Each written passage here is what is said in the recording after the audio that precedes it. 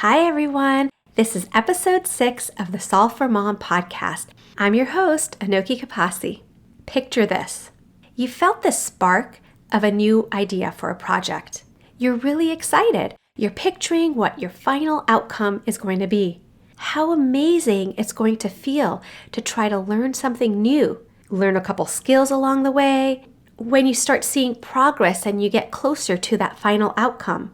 So you're ready to start your project. You start typing a question into Google. Yeah, and then your eyes start to glaze over. There is an insane amount of information to learn about your new project. So about now is maybe when doubt sets in. You don't have enough time for this. You're a busy mom. You've got things to do and places to be. You don't have the faintest idea what some of these articles are even saying. Where would you even start? So unfortunately, your excitement fades away as you realize how much work this actually is going to be. Am I right? Have you ever felt this way before? Okay, yes.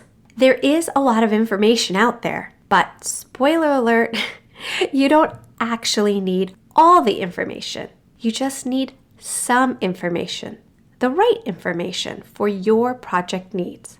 It's all based on sound decision making and some planning. So today's episode is for all you moms out there that actually know what your passion project is. You know what you want to do, but you don't know how to start because you're dealing with information overload. Welcome to the Solve for Mom podcast. Here, you'll learn to customize your life to fit your passions. Hi, I'm Anoki Kapasi. I'm a mom, wife, and PhD-trained biomedical researcher. After a decade of designing a values-based life, I'm ready to show you how you can too. I'll help you take back control of your purpose and passions, guide you to strategically pivot, set goals, build knowledge and skills for your project, and practice critical thinking. If you're ready to go questing for your passions, level up your learning, and confidently pursue projects while still being the awesome mama that you are, you're in the right place. In this complex equation we call life, it's time to sharpen our pencils and our minds and solve for mom.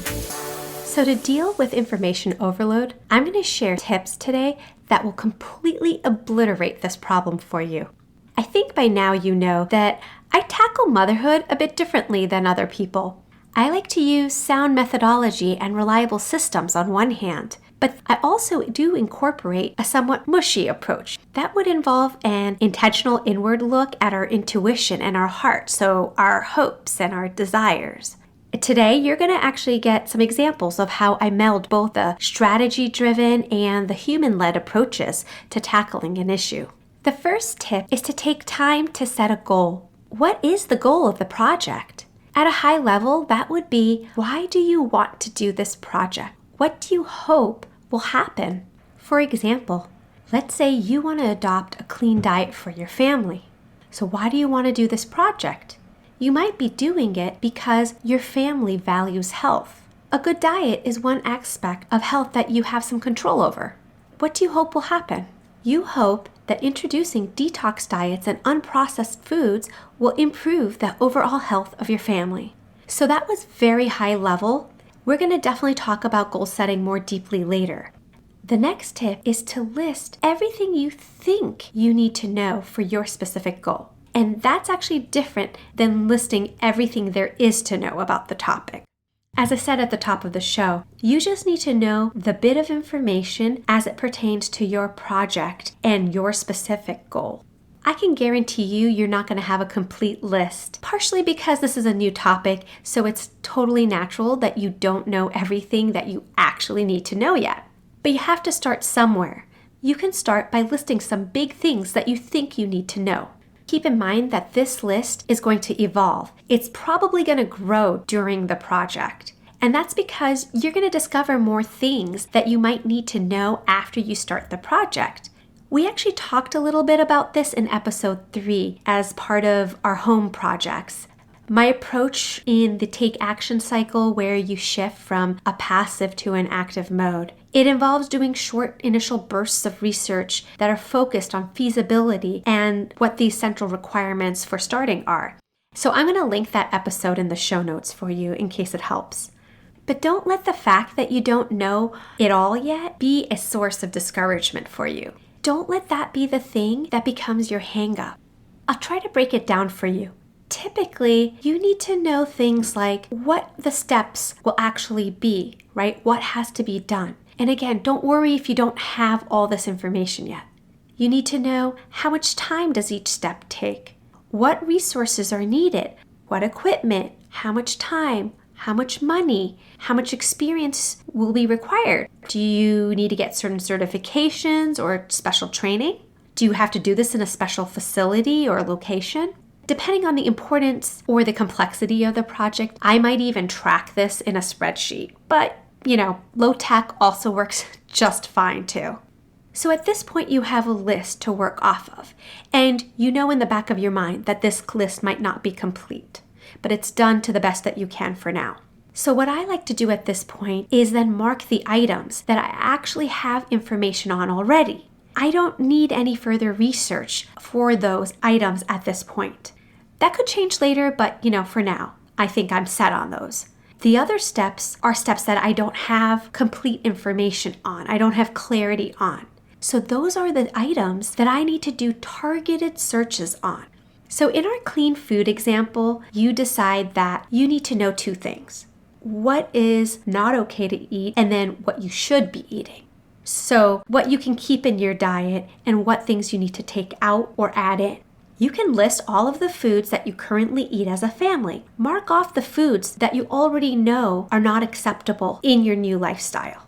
You might know some of these right off the bat. For the rest of the stuff, you might need to look up some of the foods that you eat, which you're actually not sure. Is this part of a clean diet?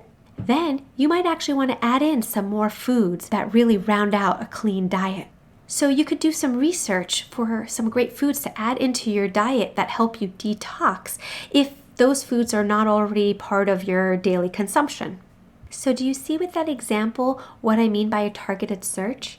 Each time I needed information, I had a very specific question and very discrete answers that I would record. So that brings me to the third tip.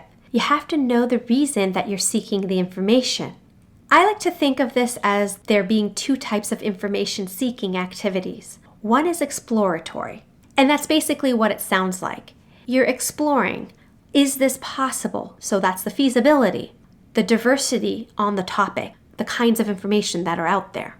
Maybe you're seeking some inspiration for new ideas or seeing what more experienced people are doing. You could identify some key stakeholders. Who are the players that are doing these types of projects? Who are the people that are benefiting from it? And exploratory searches are also a time where you might start getting to learn the lingo of that particular topic. Let's say I conduct a quick Google search about my diet. I start to read 2 to 3 blog posts and I'm gaining some familiarity with some terms that are being thrown around and basically what encompasses this clean living lifestyle. I might read some personal accounts from people who had possible health changes from this and it helps inspire me to move forward. I start to understand the feasibility of this goal. Is this really doable as a 1-year goal? Maybe I come across a few companies whose targeted customers are those with clean living consciousness. You might also come across some resources like the Environmental Working Group and other educational sites or courses even. You might also get a sense that your task list that you outlined might expand. Maybe you find out that it's not just macros that you have to be concerned with clean eating, but also things like preservatives, packaging, food dyes, and water quality. So these would be things that you then add into your specific steps and into your targeted information searches. That was a total tongue twister, which I challenge any of you listening to this podcast to say information searches really fast 5 times. Okay, all silliness aside, I want to caution you. Exploratory searches can be a real time suck, and you can go down some real rabbit holes and get super sidetracked. So I think you should add several boundaries to this activity. How much time, when you do it, and which sources you're going to go explore. And the reason is because oftentimes when you're doing these searches, you end up in places that are kind of designed to keep you on their platforms for as long as possible. And they're really good at it. The best way to outsmart them isn't to wing it. It's to set these boundaries in advance. So then we come to the other type of information-seeking activity. Those would be targeted searches, which are basically specific questions that need specific answers. It's a very practical way of doing your searches. I tend to be in and out of the search regardless of the information source. The majority of my research when I'm doing these for projects are targeted searches. So remember in the exploratory search for the clean eating example, you identified other types of ingredients and preservatives and things that you need to be careful of. You could conduct a targeted search to find out for each food how processed they are or what ingredients are included, maybe whether they're sprayed or treated with some toxic chemicals.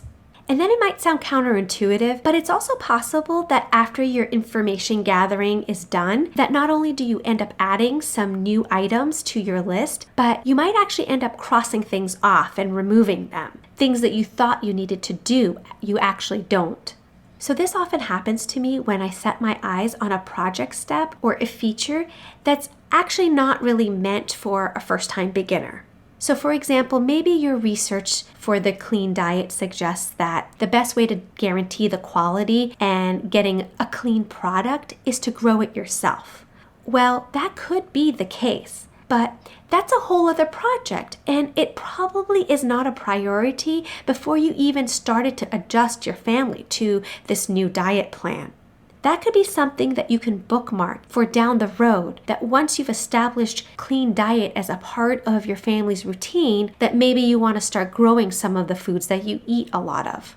And then my last tip is that you don't need to use every piece of information you come across. I've said that a couple times now. I hope you get the point. I weed through incoming information and I throw out anything that is not important for my current goal. If it's more detailed than I need, I throw it out. If it doesn't have enough information, I throw it out. If it's not spot on the topic that I need, I throw it out. If it's something I think I might need later, let's say when I'm more experienced or when I want to try something a little different, then I bookmark it, but I don't waste my time reading it now. Oh, wow. I hope I didn't overload you with information as we're trying to tackle the topic of information overload. If that really was a lot of information for you, please use the show notes. I have timestamps for every section in the episode, and I do this for every episode, by the way.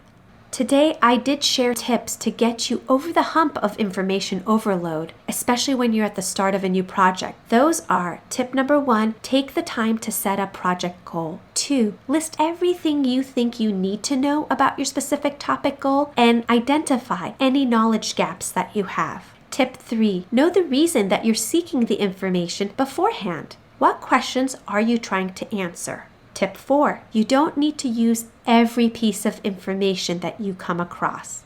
Every project requires foundational research. But as I mentioned in episode 3, which I do have linked in the show notes, please do not get stuck in an endless loop of passively consuming information. The most important thing you can do is to take action and start your project. So you want to confidently search for, browse, and acquire the information that you need for your specific project and goals, and then anything off topic, exclude it from your current research or bookmark it for the future if you find it interesting. In that way, you have the information that you need and you're ready to act on it. That's the important part. I hope you can conquer that mountain of information now and whittle it down to the most important stuff and get on your way with your next passion project. I'd love to hear about how things are going. And once you've started, send me a note and we can celebrate together. I hope today's episode will help you pursue your next passion project. If you enjoy this show, please subscribe and tell other ambitious mamas about it. Who knows? You might even make a new friend by sharing a tip. It's all free. By the way, it would be amazing to hear what you think about the show when you leave a review in Apple Podcasts. After all, my passion is to make this a great experience for you. Thank you for making my show a part of your day. I hope you join me next week for another episode of the Solve for Mom podcast with Anoki Kapasi.